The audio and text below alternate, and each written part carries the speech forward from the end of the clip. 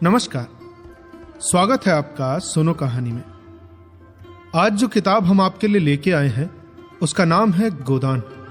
गोदान हिंदी साहित्य का सबसे विख्यात उपन्यास रहा है। यह यूं कहें कि सबसे विख्यात उपन्यासों में से एक रहा है। इसके लेखक हैं श्री मुंशी प्रेमचंद जी। मुंशी प्रेमचंद भारत के उन महान लेखकों में से थे जिन्होंने अपनी सशक्त लेखनी के माध्यम से सामाजिक कुरीतियों, रूढ़िवादियों एवं शोषणकर्ताओं पर कुठाराघात करके पाठकों को न केवल स्वस्थ मनोरंजन दिया बल्कि सामाजिक बुराइयों के दुष्परिणाम को उजागर करते हुए उन्हें जड़ से समाप्त करने का संदेश दिया। मुंशी प्रेमचंद की प्रत्येक पुस्तक वास्तव में समाज को एक नई राह, नई रोशनी देने वाली पुस्तक होती है। यदि पाठक भारतीय सामाजिक जीवन के उत्थान, गरिमा और आदर्शों का गहराई से अध्ययन करना चाहे तो मुंशी प्रेमचंद की पुस्तक उनके लिए पूर्ण सहयोगी सिद्ध होगी। प्रस्तुत पुस्तक गोदान उन्हीं उपन्यास सम्राट मुंशी प्रेमचंद की एक ऐसी ही अविस्मरणीय कृति है। उन्हीं कलम के जादूगर मुंशी प्रेमचंद की यह अमर कृति आज हम आपके समक्ष प्रस्तुत करना चाहेंगे। उम्मीद है कि आपको पसंद आएगा। अगर कोई त्रुटि हो जाए तो उसके लिए मैं माफी चाहूंगा। तो आइए सुनते हैं गोदान। भाग 1। होरीराम ने दोनों बैलों को सानी पानी देकर अपनी पत्नी धनिया से कहा, अरे गोबर को ऊख गोड़ने भेज देना, मैं न जाने कब वापस आऊं। अच्छा जरा मेरी लाठी दे दे। धनिया के दोनों हाथ गोबर से भरे थे, उपले थाप कर आई थी। बोली, अरे कुछ रस पानी तो कर लो, ऐसी क्या आफत है। होरी ने अपने झुर्रियों से भरे हुए माथे को सिकोड़ कर कहा, तुझे रस पानी की लगी है, मुझे यह फिक्र है कि अबेर हो गई तो मालिक से भेंट ना होगी। स्नान पूजा करने लगेंगे तो घंटों बैठे बीत जाएगा। इसी से तो कहती हूं कुछ जलपान कर लो, और आज न जाओगे तो कौन नुकसान होगा। अभी तो परसों गए थे। तू जो बात नहीं समझती उसमें टांग क्यों अड़ाती है भाई। मेरी लाठी ला दे और अपना काम देख। ये इसी मिलते जुलते रहने का फल है कि अब तक जान बची हुई है, नहीं तो पता ना लगता कि कहां गए। गांव में इतने लोग तो हैं, किस पर बेदखली नहीं आई, किस पर कुड़की नहीं आई। जब दूसरे के पांव के नीचे अपनी गर्दन दबी हुई हो तो उन पांव को सहलाने में ही भला है। धनिया इतनी व्यवहार कुशल न थी। उसका सोचना था कि हमने जमींदार के खेत जोते हैं तो अपना लगान ही तो लेगा, उसकी खुशामद क्यों करे, उसके तलवे क्यों सहलाए। जबकि अपने विवाहित जीवन के इन 20 सालों में उसे अच्छी तरह अनुभव हो गया था कि कितना ही पेट तन काटो, भले ही एक एक कौड़ी को दांत से पकड़ो, मगर लगान बेबाक होना कठिन है। फिर भी वो हार न मानती थी और इस विषय पर स्त्री पुरुष में आए दिन संग्राम छिड़ा रहता था। उसके 6 संतानों में अब मात्र 3 जिंदा है। एक लड़का गोबर कोई 16 वर्ष का और 2 लड़कियां सोना और रूपा 12 और 8 साल की। 3 लड़के बचपन ही में मर गए। उसका मन आज भी कहता था कि यदि उनकी दवा दारू होती तो वो बच जाते। उसकी उम्र ही अभी क्या थी, 36वां ही साल तो लगा था, पर सारे बाल सफेद हो गए थे, चेहरे पर झुर्रियां पड़ गई थी। वो सुंदर गेहुआ रंग संवला गया था और आंखों से भी कम दिखने लगा था। पेट की चिंता ही के कारण तो इस जीर्ण स्थायी जीर्णावस्था ने उसके आत्मसम्मान को उदासीनता का रूप दे दिया था। जिस गृहस्थी में पेट भर रोटियां भी न मिले उसके लिए इतनी खुशामद क्यों। इस परिस्थिति से उसका मन हमेशा विद्रोह किया करता था और 2-4 घुड़कियां खा लेने पर ही उसे सत्यता का ज्ञान होता था। उसने परास्त होकर होरी की लाठी, मिर्जई, जूते, पगड़ी और तमाकू का बटुआ लाकर सामने पटक दिए। होरी ने उसकी तरफ आंखें तरेर कर कहा, अरे क्या ससुराल जाना है जो 5 पोशाक लाई है? और ससुराल में भी तो कोई जवान साली सहज नहीं बैठी है अब जिसे पहन कर दिखाऊं। होरी के गहरे सांवले पिचके हुए मुख पर मुस्कुराहट की मृदुता झलक पड़ी। धनिया ने शर्माते हुए कहा, हाँ, ऐसे ही तो बड़े सजीले जवान हो कि साली सलहजे तुम्हें देखकर रीझ जाएंगी। तो क्या तू समझती है मैं वृद्ध हो गया? अरे अभी तो 40 भी नहीं हुए, मर्द 60 पर पाठे होते हैं। हाँ, जाकर आईने में मुंह देखो, तुम जैसे मर्द 60 पर पाठे नहीं होते। दूध घी अंजन लगाने को तो मिलता नहीं, पाठे होंगे। अरे तुम्हारी हालत देख देख कर तो मैं और भी सूखी जाती हूं कि भगवान जाने ये बुढ़ापा कैसे कटेगा, किसके दरवाजे पर भीख मांगेंगे। होरी की यह क्षणिक मृदुता यथार्थ की इस आंच में मानो झुलस गई। लकड़ी संभालता हुआ बोला, 60 तक पहुंचने से पहले ही चल देंगे। धनिया ने तिरस्कार किया, अच्छा रहने दो, जब भी निकालोगे मुंह से अशुभ निकालोगे। तुमसे तो कोई अच्छी बात भी कहो तो लगते हो कोसने। होरी कंधे पर लाठी रखकर घर से निकला तो धनिया दरवाजे पर खड़ी उसे देर तक देखती रही। उसके इन निराशा भरे शब्दों ने हृदय में आतंकमय कंपन डाल दिया था। वो जैसे अपने नारित्व के संपूर्ण तप तथा व्रत से अपने पति को अभय दान दे रही थी। उसके अंतःकरण से जैसे आशीर्वादों का व्यूह सा निकलकर होरी को अपने भीतर छिपाए लेता था। इन असंगत शब्दों ने यथार्थ के निकट होने पर भी जैसे झटका देकर उसके हाथ से वो तिनके का सहारा छीन लेना चाहा, बल्कि वास्तविकता के निकट होने के कारण ही उसमें इतनी वेदना शक्ति आ गई थी। काना कहने से काने को जो कष्ट होता है वो क्या 2 आंखों वाले आदमी को हो सकता है? होरी कदम बढ़ाए चला जाता था। पगडंडी के दोनों तरफ ऊख के पौधों की लहलहाती हुई हरियाली देखकर उसके मन ने कहा, भगवान कहीं गौ से वर्षा कर दे और डांडी भी सुभीते से रहे तो एक गाय अवश्य लेगा। देसी गाय तो न दूध थे न उनके बछड़े ही किसी काम के हों। बहुत हुआ तो तेली के कोल्हू में चले। नहीं, वो पछाई गाय लेगा, उसकी बहुत सेवा करेगा। कुछ नहीं तो 4-5 सेर दूध होगा। गोबर दूध के लिए तरस तरस कर रह जाता है। इस आयु में न खाया पिया तो फिर कब खाएंगे? वर्ष भर भी दूध पी ले तो देखने लायक हो जाए। बछुए भी अच्छे बैल निकलेंगे, 200 से कम की गोई न होगी। और फिर गऊ से ही दरवाजे की शोभा है। सवेरे सवेरे गऊ के दर्शन हो जाएं तो क्या कहना।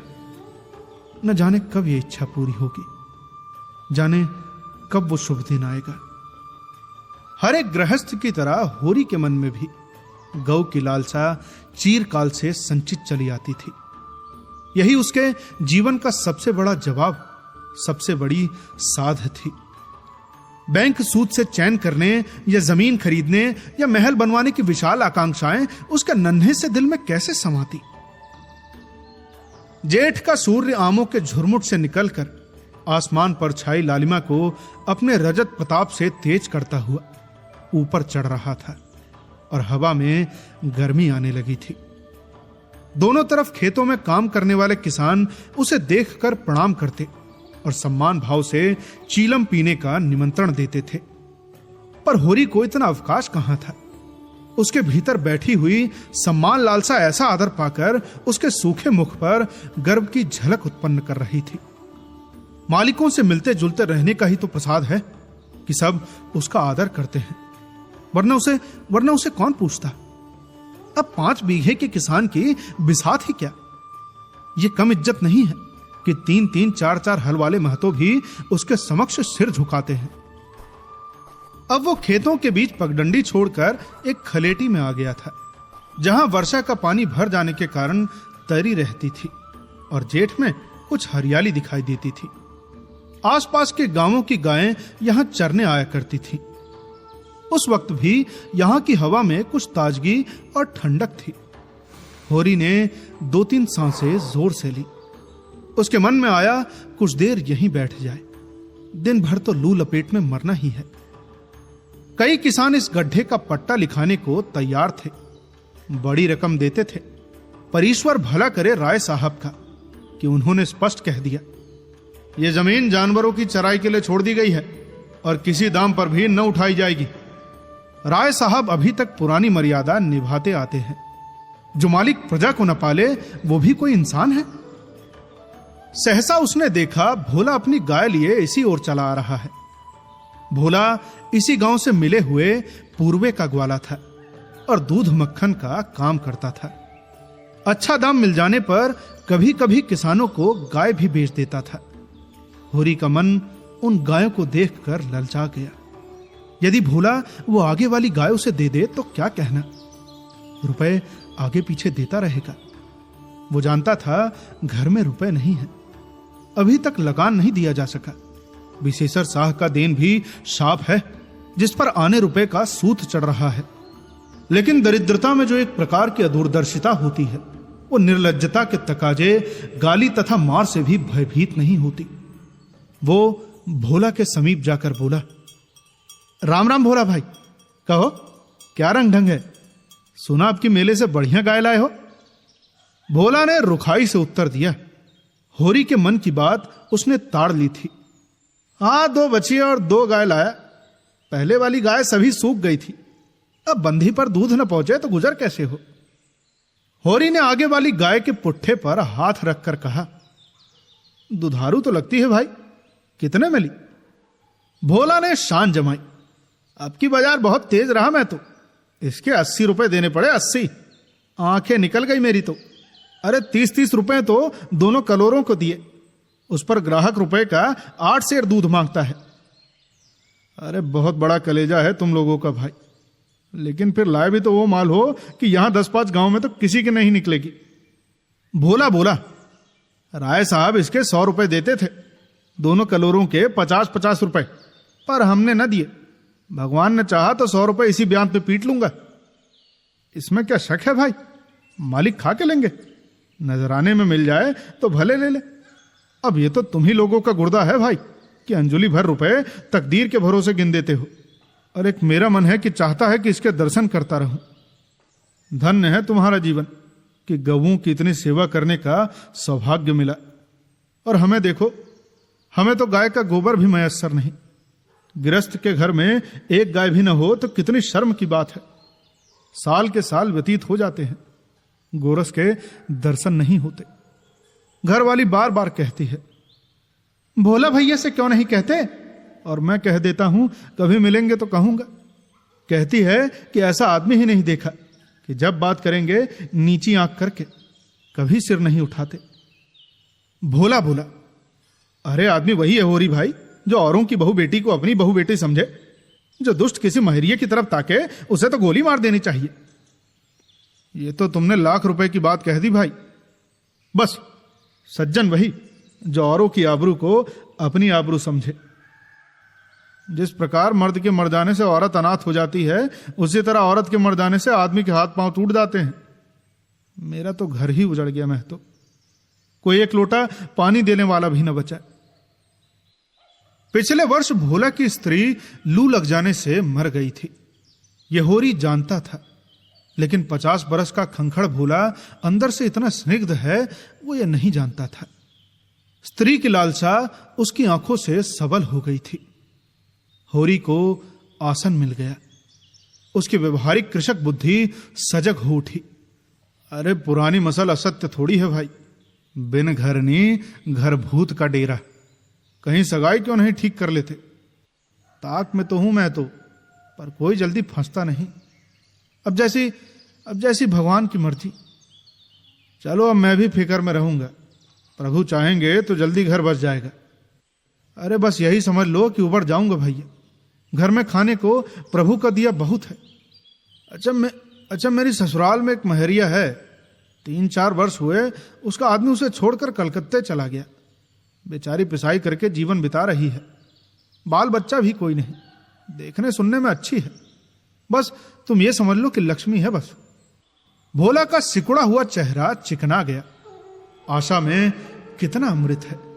बोला, अरे अब तो तुम्हारा ही सहारा है मैं तो। छुट्टी हो तो चलो एक दिन देख आए। अरे बहुत उतावली करने से भी काम बिगड़ जाता है। अरे तो जब तुम्हारा मन हो तब चलो, उतावली काहे की। इस कबरी पर मन ललचाए हो तो ले लो।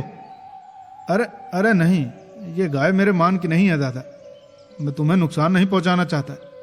जैसे इतने दिन बीते हैं वैसे और भी बीत जाएंगे। अरे तुम तो ऐसे बात करते हो रही जैसे हम तुम अलग हैं। अरे तुम गाय ले जाओ, दाम जो चाहे दे देना। 80 रुपए ही दे देना, जाओ। पर मेरे पास नगद नहीं है दादा, समझ लो। अरे तो तुमसे नगद रुपया मांगता कौन है भाई? होरी की छाती गज भर की हो गई। 80 रुपए में गाय महंगी न थी। ऐसी बढ़िया डील डॉल, दोनों समय में 6-7 सेर दूध, सीधी ऐसी कि बच्चा भी दूल्हे। इसका तो एक एक बछड़ा 100-100 का होगा। जब दरवाजे पर बंधेगी तो द्वार की शोभा बढ़ जाएगी। उसे अभी कोई 400 रुपए देने थे, लेकिन उधार को वो एक प्रकार से मुफ्त समझता था। कहीं भोला की सगाई ठीक हो गई तो 1-2 साल वो बात भी नहीं करेगा, और सगाई ना भी हुई तो होरी का क्या बिगड़ता है? क्या होगा? भोला बार बार तकादा करने आएगा, बिगड़ेगा, गालियां देगा। लेकिन होरी को इसकी ज्यादा चिंता न थी। भोला के साथ वो छल कर रहा था, और यह व्यापार उसकी मर्यादा के अनुकूल था। अब भी लेन देन में उसके लिए लिखा पढ़ी होने तथा न होने में कोई अंतर न था। सूखे बूढ़े की विपदाएं उसके मन को भीरू बनाए रखती थी। ईश्वर का रौद्र रूप हमेशा उसके सामने रहता था, पर यह छल उसकी नीति में न था। यह मात्र स्वार्थ सिद्धि था, और यह कोई बुरी बात न थी।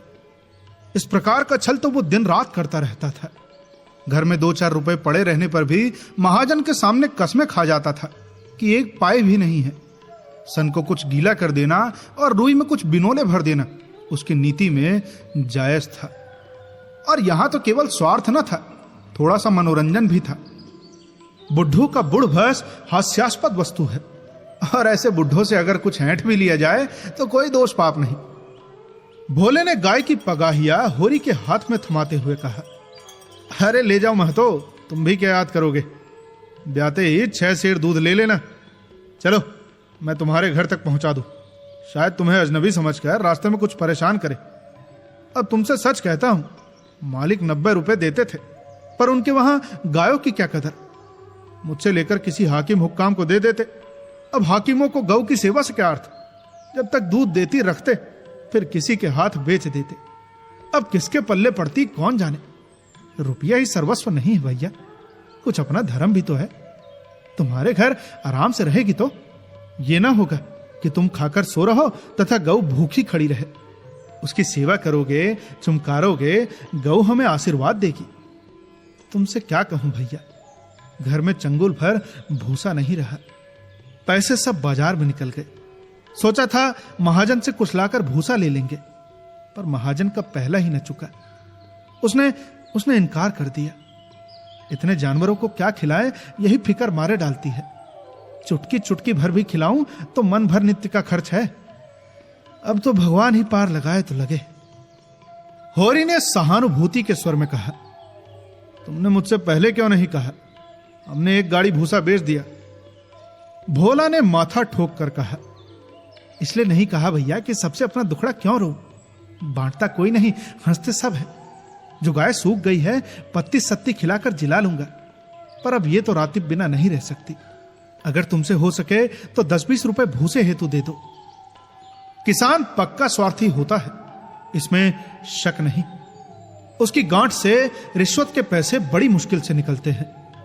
भाव ताव में भी वो चौकस होता है।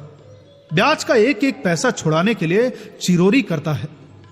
जब तक पक्का विश्वास ना हो जाए वो किसी के फुसलाने में नहीं आता। लेकिन उसका संपूर्ण जीवन प्रकृति से स्थायी सहयोग है। वृक्षों में फल लगते हैं, उन्हें जनता खाती है। खेतों में अनाज होता है, वो संसार के काम आता है। गाय के थन में दूध होता है, वो खुद पीने नहीं जाती, दूसरे ही पीते हैं। मेघों से वर्षा होती है, उससे धरती तृप्त होती है। ऐसी संगति में कुत्सिल स्वार्थ के लिए कहां जगह है। होरी किसान था, और किसी के जलते हुए घर में हाथ सेकना उसने कभी न सीखा था। भोला की संकट कथा सुनते ही उसके मनोभाव बदल गए। पगहिया को भोले के हाथ में लौटाता हुआ बोला, रुपए तो दादा मेरे पास नहीं है। हां, थोड़ा सा भूसा जरूर है, वो तुम्हें दूंगा, चलकर उठवा लो। अब भूसे के लिए तुम गाय बेचोगे और मैं लूंगा? मेरे हाथ में कट जाएंगे। भोला ने आर्द्र कंठ से कहा, अरे तुम्हारे बैल भूखों न मरेंगे? तुम्हारे पास भी कौन सा ऐसा बहुत सा रखा है? नहीं दादा, अब की भूसा बढ़िया हो गया था। मैंने तुमसे नाहक ही भूसे की बात की। अरे लो, तुम न कहते और पीछे से मुझे मालूम होता तो मुझे बड़ा दुख होता कि तुमने मुझे इतना गैर समझ लिया। मौका पड़ने पर भाई की मदद भाई भी न करे तो काम कैसे चले? तो फिर ये गाय ले जाओ। अरे अभी नहीं दादा, फिर कभी ले लूंगा। अच्छा, तो भूसे की कीमत दूध में कटवा लेना। होरी ने दुखित स्वर में कहा, दाम कौड़ी की इसमें कौन बात है दादा। मैं एक दो समय तुम्हारे घर खा लूं तो तुम मुझसे कीमत मांगोगे, पर तुम्हारे बैल भूखे मरेंगे कि नहीं? अरे प्रभु, कोई ना कोई राह निकालेंगे ही। आषाढ़ सिर पर है, कड़वी बोलूंगा। मगर ये गाय तुम्हारी हो गई, जिस रोज मन हो आकर ले जाना। अरे किसी भाई का नीलाम पर चढ़ा हुआ बैल लेने में जो पाप है, वो इस वक्त तुम्हारी गाय लेने में है। होरी में बाल की खाल निकालने की शक्ति होती तो वो खुशी से गाय लेकर घर की राह लेता। बोला जब नकद रुपए नहीं मांगता तो स्पष्ट था कि वो भूसे के लिए गाय नहीं बेच रहा है, बल्कि इसका कुछ और आशय है।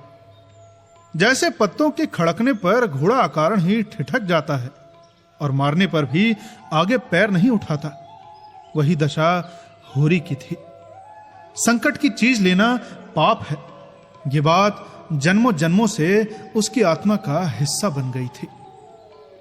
भोला ने प्रसन्न कंठ से कहा, तो भूसे के लिए किसी को भेज दूं? होरी ने जवाब दिया, अभी मैं राय साहब की डोड़ी पर जा रहा हूं, वहां से घड़ी भर में लौटूंगा, तभी किसी को भेज देना। भोला की आंखों में आंसू भर आए। बोला, तुमने आज मुझे उबार लिया होरी भाई। मुझे अब मालूम हुआ कि मैं संसार में अकेला नहीं हूं, मेरा भी कोई हेतु है।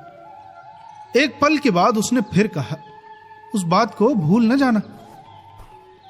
होरी आगे बढ़ा तो उसका मन प्रसन्न था। मन में एक विचित्र स्फूर्ति हो रही थी। क्या हुआ, 10-5 मन भूसा चला जाएगा, बेचारे को मुसीबत में पड़कर अपनी गाय तो न बेचनी पड़ेगी। जब मेरे पास चारा हो जाएगा तब गाय खोल लाऊंगा। प्रभु करे मुझे कोई महरिया मिल जाए, फिर तो कोई बात ही नहीं। उसने पीछे मुड़कर देखा।